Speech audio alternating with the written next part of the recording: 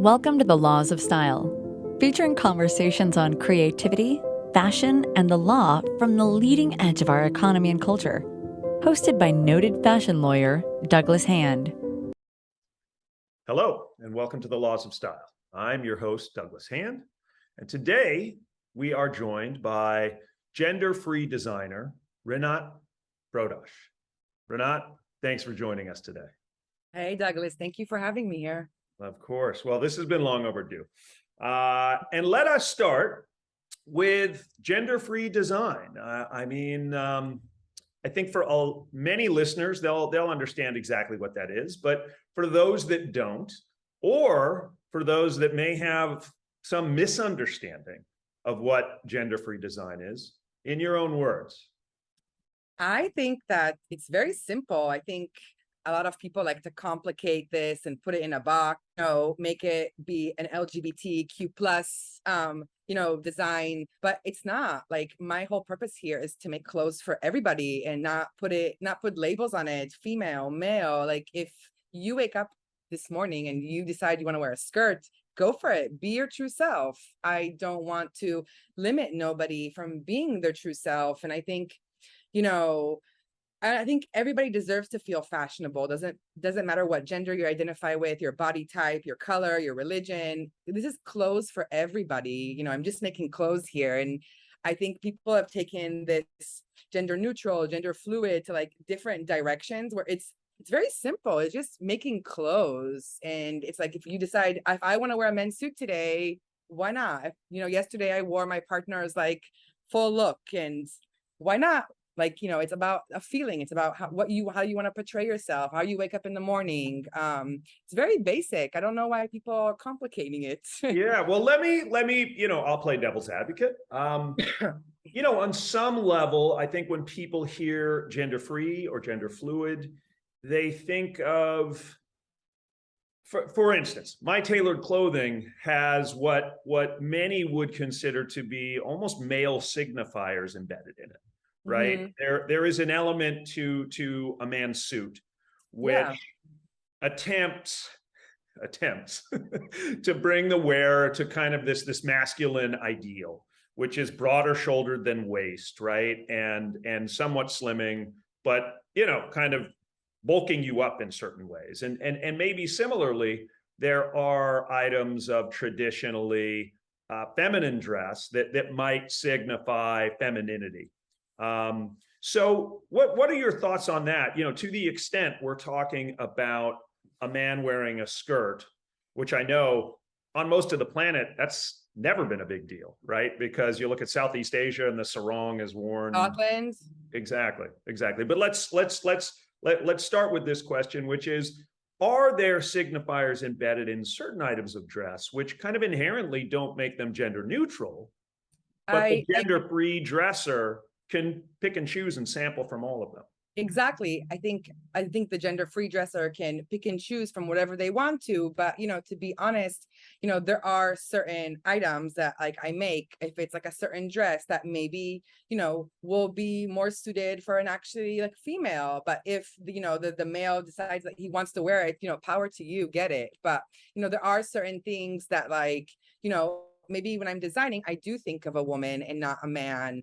But I think it's just, in the end of the day, it's just making clothing. And yes, there are the classical shapes of like the men's suit and the skirt and the dress that are female and that's male.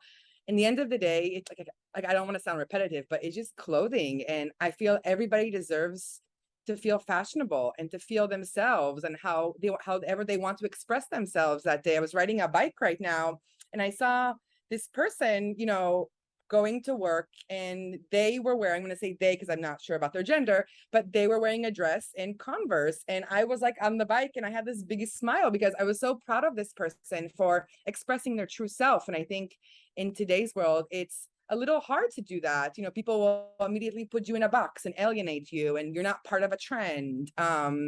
So this is my contribution to help others, live their truest life.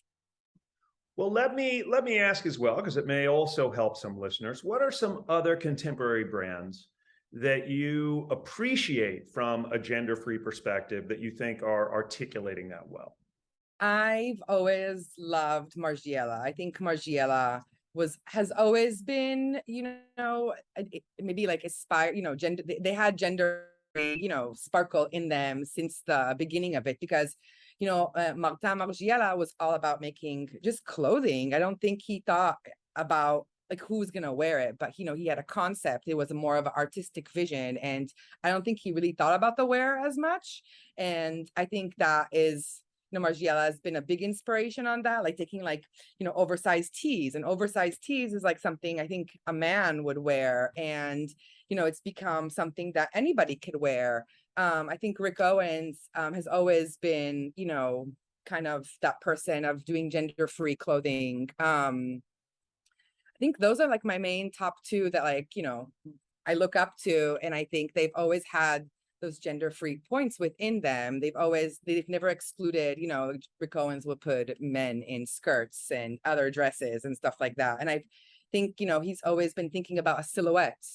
And, even if it's like the way, he sends out the models, they always come out with pale faces or something like that, because, in the end of the day, they're kind of hangers, and he wants the clothes to speak for their own and not the gender.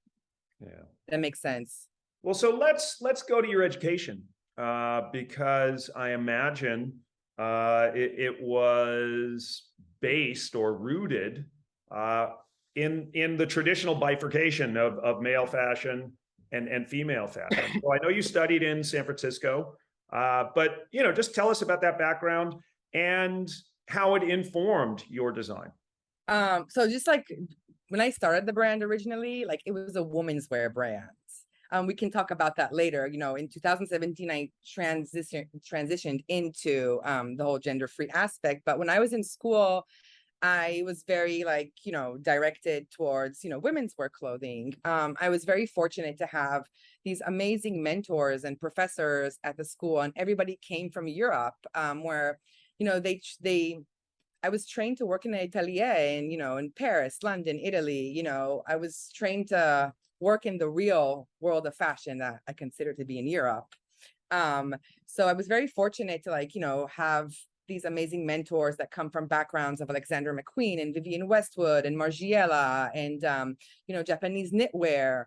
And then, I think it was like rooted because of like all these amazing mentors. I got to learn, Vivienne Westwood's draping tricks. And even in my design, like it was for women, but there was always a masculine aesthetic to it.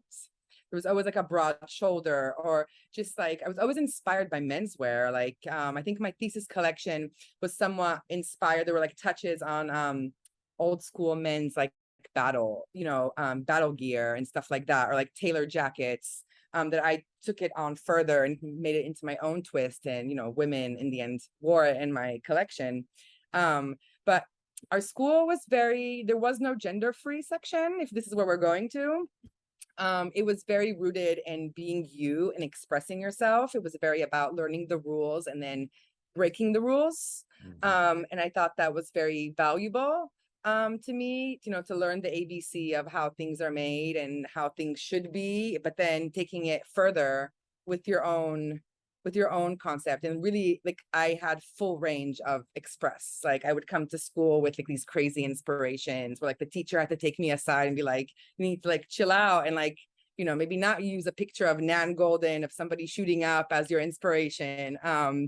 It was always very creative. I always took things to like, I always was pushing the boundaries. And I think this is something the school gave me, is freedom of expression and to be your true self. So I'm very grateful for that.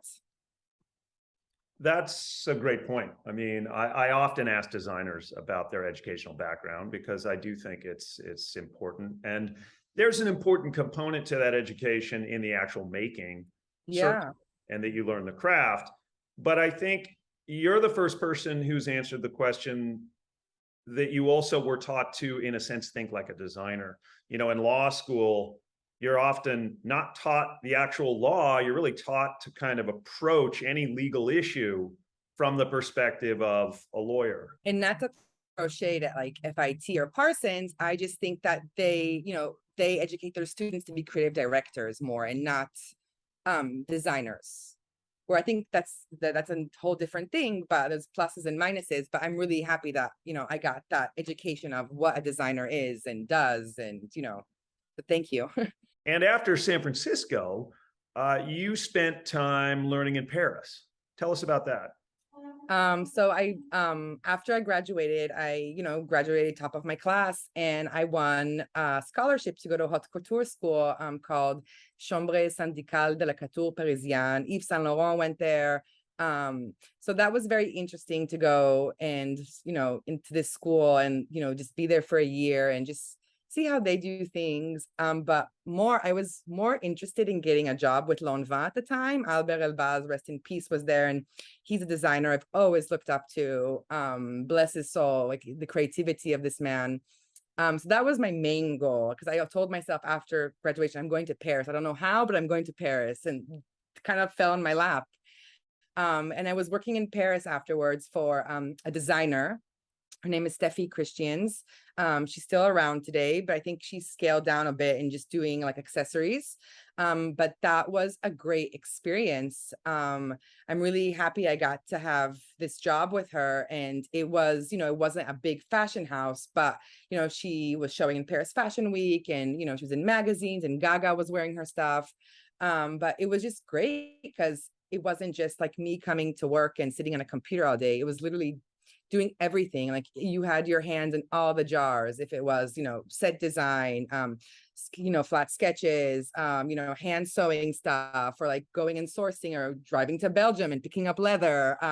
It was, from like A to Z, like what happens within a fashion house. And I'm really fortunate that it was a very small place that I got to see things, and took that with me to when I started my own brand. And then after I was done with Steffi, I worked for, I freelanced for some other like designers, pattern makers, and there was some issue with like the French green card. And I had a huge dilemma because, I'm dual citizen. So I was like, do I go back to Israel or New York? And I feel like my whole life was preparation to move to New York. And then so I moved to New York in 2012. This weekend, I'm celebrating 10 years in New York. Yeah. And then I came to New York, and it was really hard to find a job.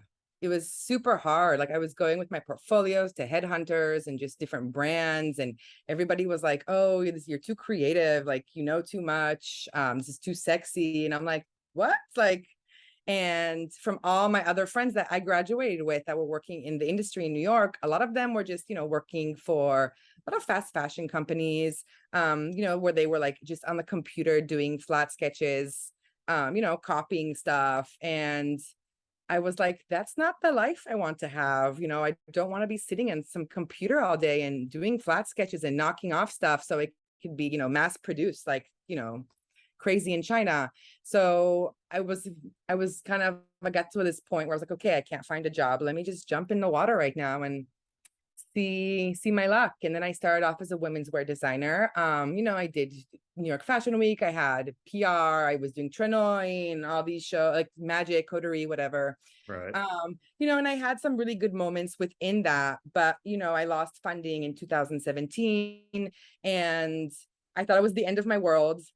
How am I going to continue forward? And it was kind of a rebellious act for me on my end to transform into this gender-free brand, just because I was kind of fed up with industry and just the way things are going. And I felt that I don't know if racist is the right word, but I just felt that it was maybe excluding a lot of people and excluding a lot of different brands and just what's on trending. And I just felt like it wasn't about the work anymore. So I decided to transition into this gender-free and making clothes for everybody. So yeah, that's how I kind of ended up in New York. And I realized that, money is very important, but there are ways to make things work if you really want this.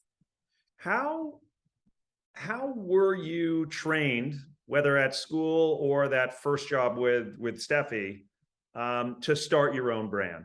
Do you feel that your educational background gave you enough business education to be able to start a company? Not really, to be honest. I wish that there were more business classes in my school. I think they offered business courses for like, the visual merchandise or like the merchandising people, not the fashion designers.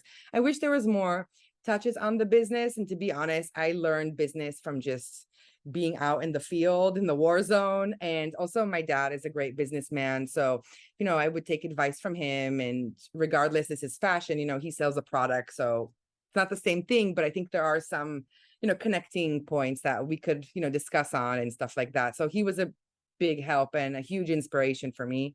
But I wish there was more. I think the business part of this is very important, because I think a lot of people that get into design, they think, oh, I just want to be famous and do runway shows, but it's not about that. In the end of the day, you got to make a living and pay your bills, and it's not about being famous. We're not finding the cure for cancer. We're just making clothes. Well, on that, the fame element, which is somewhat inherent in being a designer, but certainly becomes the case when you name the brand after yourself. So were there thoughts as you approached the launch of your business about naming it after yourself, not naming it after yourself, and how has that process or that decision impacted you in terms of investment and licensing? So I think my main point of why I named it after my name is so I discovered this like a little later in life, but my grandmother's father, he was murdered in the Holocaust. He was a tailor, and he, was an orphan, and I think some dude in Prague taught him the work, and he would, like, my grandmother would tell me, like, he would just take with chalk and just draw and like make suits for all, like, he was very famous in their town, make suits for all like the government people. And I just felt that it was something in me that I have to continue the name. Like, me and him did not have the same last name, but it's kind of like a winning moment almost, that like I'm alive and I'm here. And it was very important to put my name on it, just to continue that vibe. And Yeah. Well, there's inherently a legacy to what you do, and also a stamp of the artistry, like any artist that signs their work. So back to gender-free design, and maybe to get a little political, there certainly are more conservative quarters that view gender fluidity, right? That view gender fluidity as, something that for children, for instance, shouldn't be taught in school, shouldn't be sensitized, because children are too young and don't know enough, goes the argument, to make a decision in terms of their own gender. And certainly those conservative parents have a preference as to which gender their child is going to choose. I won't generalize greatly, but I assume most of them would prefer that their children maintain their birth gender. What are your thoughts about that as a gender-free designer? I'm going to share a dear friend of mine. She has a child, and when their child was, I think, 4, 3, they came out and they said that they don't feel that they're in their own body, and they want to be a male. And my friend has a trans child, they, them. They go to like a queer school. This is on the West Coast. I think they are like around 9 or 8 now. But my good friend is a huge inspiration. I think, just accepting their child for who they are and not wanting to change them. I think that is so progressive, and it's just a very beautiful outlook to, not scarring your children or like, causing, even more, shit, so that when the kid grows up, like, you don't know what happened, but all she could do is just give love and embrace their child. And interesting that you talk about that. I was recently in Arkansas this past March for their fashion week, and I was a part of a panel with Walmart, and the main buyer from Walmart of like 30 years was there. And there's other people that you may know on the panel, but anyways, in the end of it, I had to ask her a question, because she was going on and on about how everybody in America lives within a 10-mile radius from a Walmart. And when I travel to these places and I'm wearing something like, they're like, oh, where's this from? And I'm like, oh, this t-shirt's from Zara, like whatever. They're like, what's a Zara? So Walmart is the main ruler of America, apparently. So I asked this woman, I was like, how are you preparing for the new generation of trans, binary, non-binary children? Like, there is a huge wave of, all these kids coming out and wanting to express themselves and be who they are. And she kind of choked. She was like, nowadays, when you have a baby, you don't have to put them in pink or blue. You can put them in like black or camel. We're mixing different fabrications. And I feel like this country is getting into, this movement of, kids coming out and being who they are. And regardless if you're binary, non-binary, you're still identifying with something. And I think there should be more embracement, because you're not going to be able to change this child or, convince them or send them to some like camp that you see on these crazy TV shows or whatever. There's a commercial imperative as well. I mean, I think we've seen this with sustainability environmentally, that a consciousness about apparel production has finally bubbled to the surface that is having an economic impact, and that brands are really seeing, if we don't turn the ship, we're going to be dinosaurs. And I think you're absolutely right on gender free as well. It's certainly not going to be every consumer, but it's going to be a huge segment of the consuming public. And the business of fashion, as you well know, really has this bifurcation where buyers for wholesale accounts either align women's wear or menswear. Menswear. But to add something else, I think that, out of all these big companies in America, I think Target is doing a great job with, I think they're on that path of, just creating that space for, these people that, identify with trans, non-binary, LGBTQ+. I think Target is doing a great job with that. I think they're very progressive, and I think they're on that train that I think a lot of companies, these bigger companies, should be on, because these are the only points of access for so many millions of kids in this country that don't live in New York or California. Yeah, no, that's great to point out. I appreciate that. Pivoting a bit, so you were a finalist for Fashion Group International's Rising Star Award for Gender-Free Design. You also were on Amazon's design show Making the Cut. As we both know, CFDA has annual awards for designs. How do you feel about design awards and kind of making an entertainment spectacle out of who the best designer of any given year is? I have mixed feelings about all of this, because I think sometimes there's a lot of politics involved in these things and people forget about the work. And I'm in this for the work. I know my talents, I know what I can give, and I'm in this for the work. I'm not into the politics of it. And I feel like sometimes the industry is losing that notion. It's about politics, about money, it's about who's wearing your stuff, and they forget about the work. This is what we're all here for, is the work. So I have mixed feelings about it, because I feel like some part of the industry is losing touch with that original feeling of like the 90s, like when fashion was, really the prime of fashion, in my opinion. I think since the rise of social media, it's kind of lost it, and it's going in different ways now, fashion. But to be on a TV show, it was a great opportunity. I'm really happy. It was a great jumping points. I think it helped my business big time, but it's reality TV, it's not real life. So there's a little bit of politics there too. There's some politics involved in there too, but I'm very grateful to have had that opportunity and to like meet my like style icons like Karine Reutfeld and Naomi Campbell. Like all my life I've been waiting to meet those two women and get some like constructive criticism from them and advice. And it was such an honor to like, what the fuck, like Naomi Campbell's giving me gummy bears right now. Like, well, it also speaks to the general consuming public's genuine interest in fashion, and not just what's on the racks, but who's behind it. And to a degree, yes, it's not reality, but it's at least proximate. I mean, it at least highlights some actual design, the work that goes into and is behind the clothing.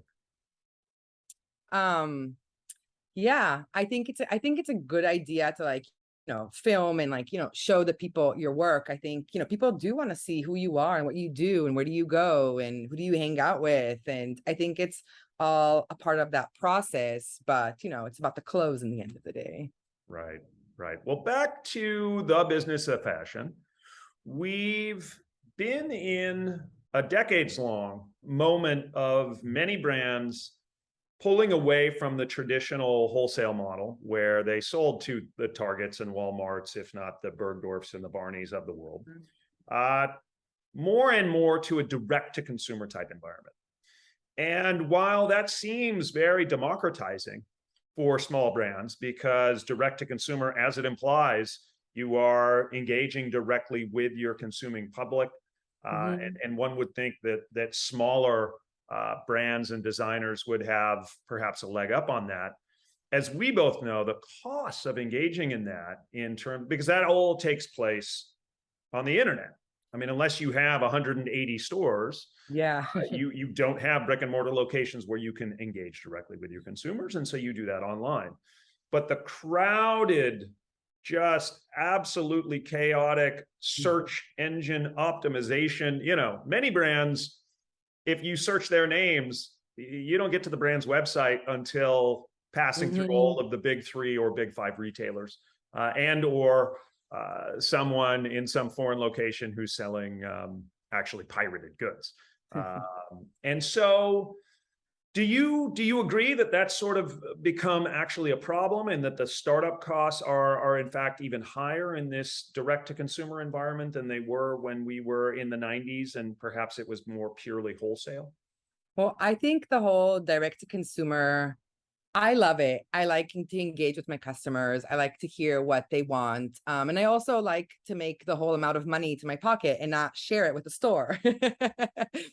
So I like that part. But it's a whole different job than making clothes. It's like, I think during the pandemic, I took like these Coursera classes on like social media, like targeting and like ads, and like it's a whole complete different job. And I feel like I need another person like me, duplicate myself to like just do that, because it's like creating content and there's a lot of things that go into that.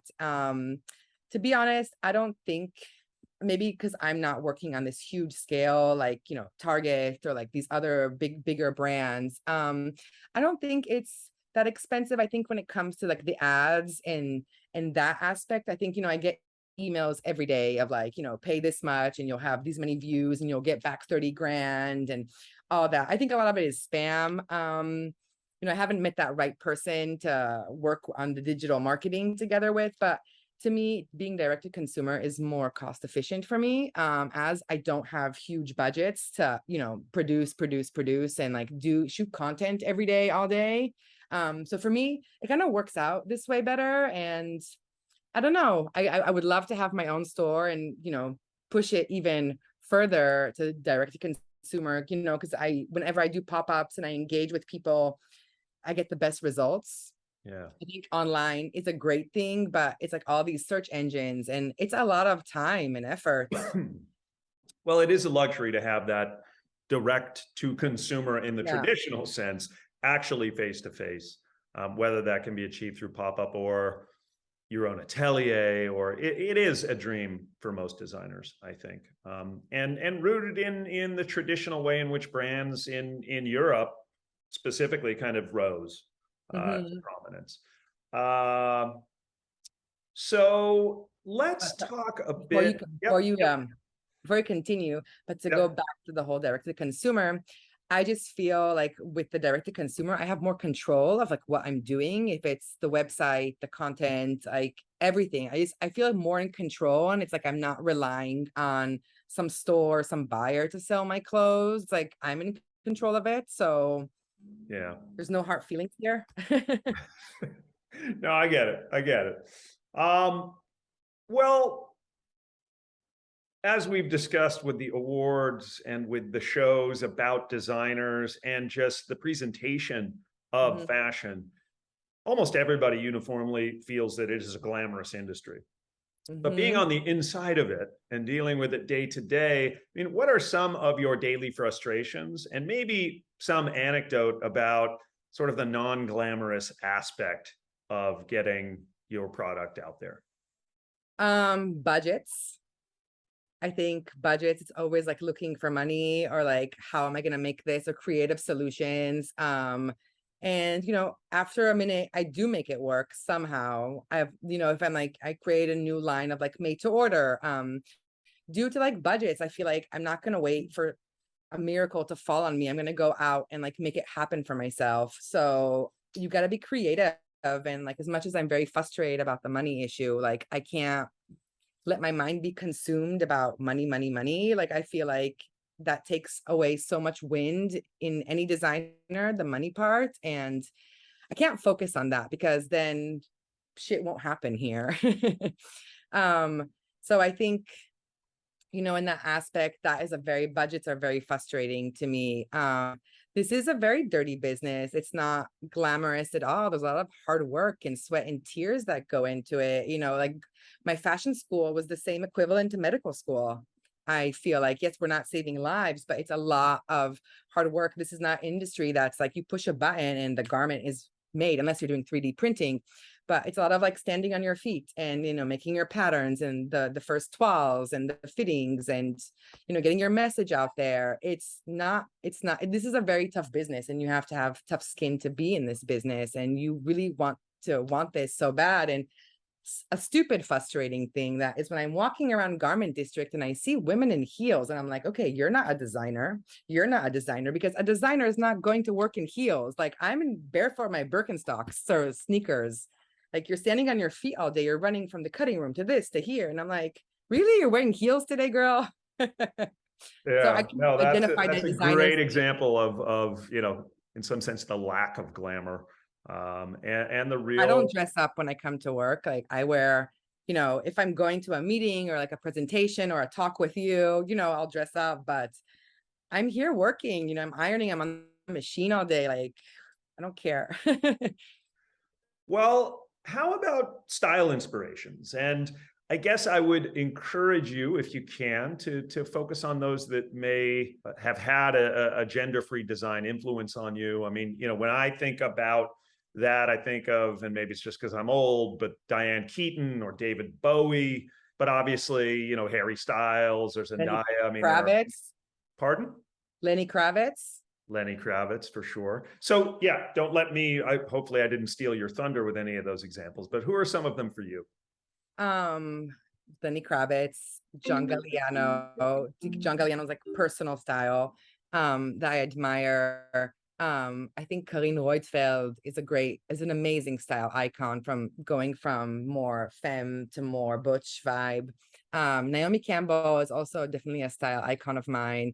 Tilda Swinton is a great style icon, I think, in that whole gender-free spirit.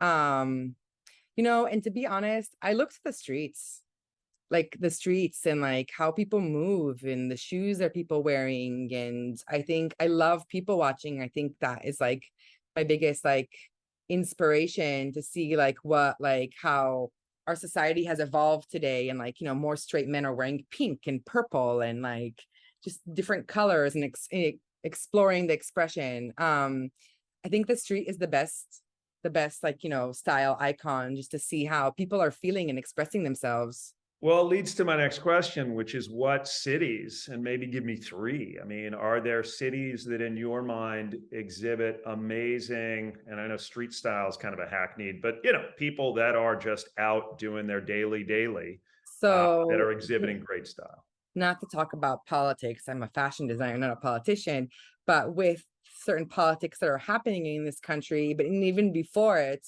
I've always felt that, the safest places to be your true self are New York and California. I think that is the most like that. And, in Europe too, I think there are places in like, London, Berlin, you have it.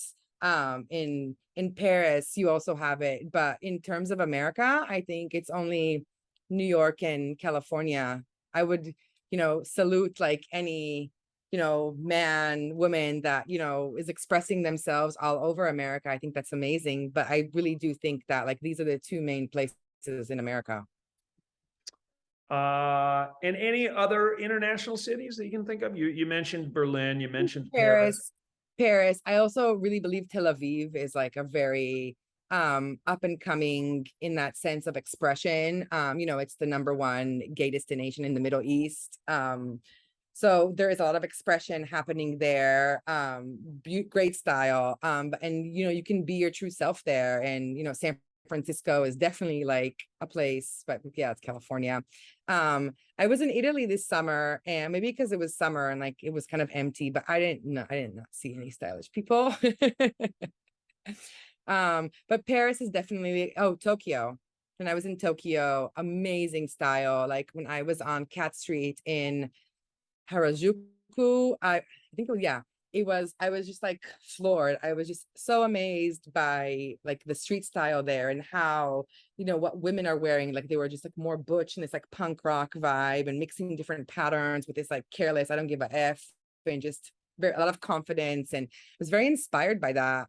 It was just a really eye-opening, because I could think the Japanese can be a little conservative or just traditional. And I was just like, I loved seeing like that scene in Japan.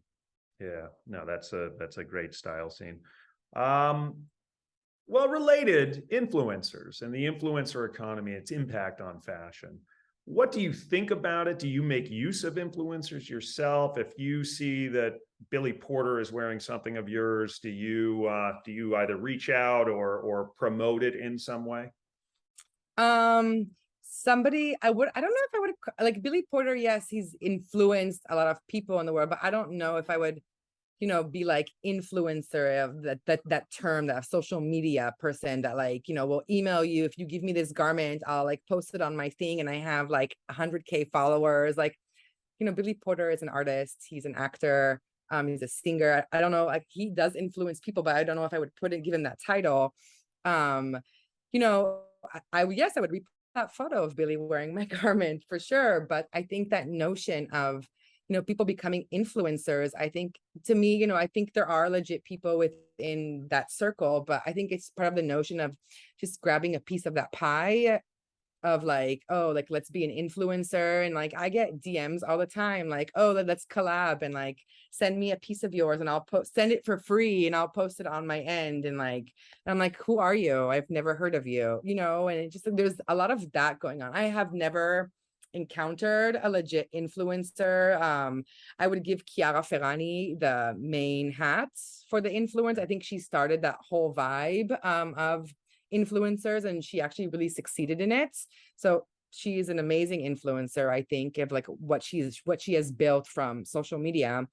So people like that I haven't had the chance to really engage with, but I'm only getting like spam maybe influencers. Well, what about another related topic, brand collaborations? Here I'm thinking more brand to brand. Sometimes that happens with a retailer. Sometimes that happens with an influencer who's trying to create a brand. Sometimes it happens organically with brands that have products that are adjacent to yours, or maybe even completely unrelated. What do you think about that? Do you feel that it's confusing to consumers, or that it's kind of a moment where you can create some excitement? I think collaborations are amazing. I truly believe that, like, not one person could do it all. Like we are stronger together. And I think there's a power in a collaboration, even if, you're from the same world or you're from like opposite forces. I think there's a power that comes together when creating. I am working with this amazing designer right now. Her name is Mackenzie. Her brand is Manhattan Bleach. She's a textile designer. Amazing. Like she's been creating fabrics for me for my new collection that's coming out New York Fashion Week. And it's just like amazing, like how much joy we bring one another from these collabs. Like just like I'm amazed with what she's doing, and then she's amazed of like what I am taking her fabric and what am I turning it into. And it's just this magical moment. And I think collabs, like I had a collaboration with Puma, that was suit that was from a different end, super dope, like going into that like big office and like working with this like billion-dollar company. That was amazing. And I was, I think, a little worried about it in the beginning, but they were super open-minded to like all my designs. Cause you're thinking this is like, it's a huge industry. And I was a little worried about coming with like my like huge ideas to them. And it was, I thought it was like a great experience to go into that corporate office and have a collaboration on a different experience than like this artsy collab I'm doing right now. Yeah. But I think they're great. And I think sharing is caring. And I think more people that maybe that have the same ideals or have a great energy connection should collaborate, Yeah. Yeah. And Puma has a good reputation, which I think serves those larger collaboration partners well to have that good reputation. Because I'll tell you, as legal counsel that advises brands on collaborations all the time, it's nice to be able to say, yeah, we've had 7 clients do work with Puma and not one has complained, versus other collaborations which sometimes don't go so smoothly. And also I think a lot of companies like Adidas, like, they're reaching out to young designers via Instagram or whatever for collaborations. And I think the number one is super sweet. I think that is like a great way to lift, a designer that's just starting out or getting somebody found, like really giving them a spotlight and like making it about the work. And I think like collaborate, it's just like it's a great thing to collaborate. More people should do it, to not keep it to themselves. Well, that is a great note to finish on, Rinat. Thank you so much for coming on this late summer episode of The Laws of Style. Very much looking forward to seeing your work in September. And thanks again for coming on. Thank you, Douglas. I appreciate you so much. Thank you for this. And bye now, everybody. You've been listening to The Laws of Style with Douglas Hand. For more information, go to our website at www.hballp.com. And you can also follow us on Instagram and Twitter at Hand of the Law. Thank you for tuning in, and stay stylish.